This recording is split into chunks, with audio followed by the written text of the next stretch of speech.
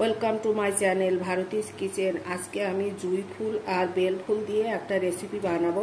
দেখো এর মধ্যে আমি কি কি নিচ্ছি রেসিপিটা বানানোর জন্য। ফুলগুলো আমি ভালো করে ঠান্ডা জলে ধুয়ে এক সাইড করে রেখেছি। এক বাটি আমি বাসমতি চাল নিয়েছি। চালটাকে আমি ভালো করে ওয়াশ করে নেব। এখানে আমি এক বাটি কাঁচা দুধ নিয়েছি। এই দুধটা গরম করে এর সঙ্গে আমি 1 চামচ গুঁড়ো দুধ মেশাবো। দুধটা ঢেলে দিচ্ছি। আমি এখানে কয়েকটা এলাচ নিয়েছি কিশমিশ, অল্প একটু চিনি আর ঘি। তোমরা কাজু বাদামটা দিও, আমার কাছে কাজু বাদাম নেই বলে আমি কাজু বাদাম দিচ্ছি না। দুধটা আমি হালকা গরম করে নিয়েছি। এর সঙ্গে আমি 1 চামচ মতো গুঁড়ো দুধ দিয়ে দিচ্ছি। উনুনে আমি জলটা বসিয়ে দিয়েছি। জলটা গরম হয়ে গেছে। আমি চাল দিয়ে দিচ্ছি। আমি এই বাটির 1 বাটি আমি যেহেতু চাল নিয়েছিলাম, এর 1.5 বাটি আমি দুধ নিয়েছি। এবারে কম বেশি হতেই পারে, যে যেমন ভাতটা নামাবে। যদি ভাত কাদা মতন হয়ে যায় তাহলে অল্প দুধ নেবে, আর যদি বেশি শক্ত থাকে তাহলে 1.5 বাটি নিলেই হবে। আমার ভাতটা ফুট ধরেছে, একটু বাদে নামাবো। তোমরা না গোবিন্দভোগ চাল, তারপরে বাসমতি চাল, এগুলোকে বেশিক্ষণ ধরে ধোবে না। অল্প অল্প করে 2 থেকে 3 মিনিট ধরে ধুয়ে তুলে নেবে। ওর যে গন্ধটা থাকে সেই গন্ধটা তাহলে নষ্ট হয়ে যাবে। ভাতটা আমার হয়ে গেছে, আমি নামিয়ে নেব। দেখো ভাতের এরকম ছিটকে যাচ্ছে, কিন্তু এর ভেতরে একটু শক্ত আছে, সাইডগুলো হয়ে গেছে। এই অবস্থায় আমি নামাবো।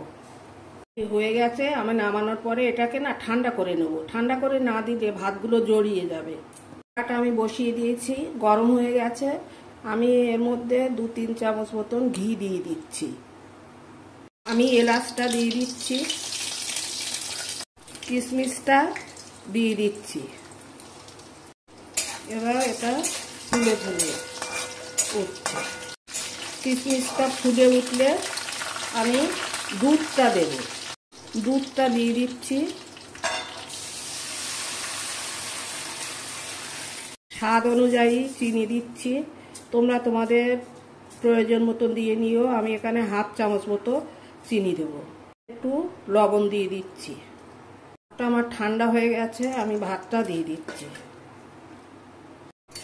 এবার এটাকে আমি ভালো করে মিশিয়ে নিচ্ছি। এখানে কটা কাঁচা লঙ্কা দিয়ে দিচ্ছি। এটা অপশনাল, তোমরা দিলে দেবে, না দিলে দেবে না। আমি ফুলগুলো এর ওপর দিয়ে ছড়িয়ে দিচ্ছি।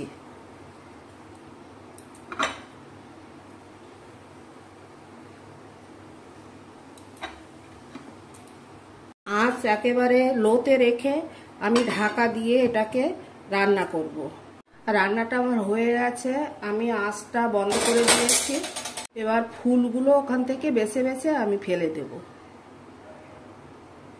দেখো আমার ভাতটা একেবারে পারফেক্ট হয়েছে। দেখো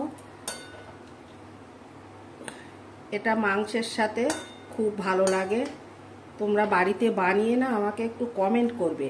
আর একটা জিনিস তোমাদের বলে দেই, যদি তোমরা ফুলটাকে এর সঙ্গে না দিতে চাও তাহলে হালকা গরম জলে, আগে ভালো করে ঠান্ডা জলে ধুয়ে হালকা গরম জলে তোমরা ওই ফুলটা ভিজিয়ে রাখবে ঢাকা দিয়ে।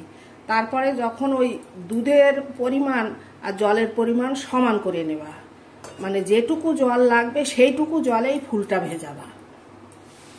আমার ফুলের পোলাও, এটা খেতে খুব সুন্দর হয়েছে। আমি খেয়ে দেখেছি, আর এর গন্ধটা এত সুন্দর এসছে। যেহেতু বেল আর জুঁই ফুল নিয়েছিলাম, তাই ওর গন্ধটা খুব সুন্দর এসছে।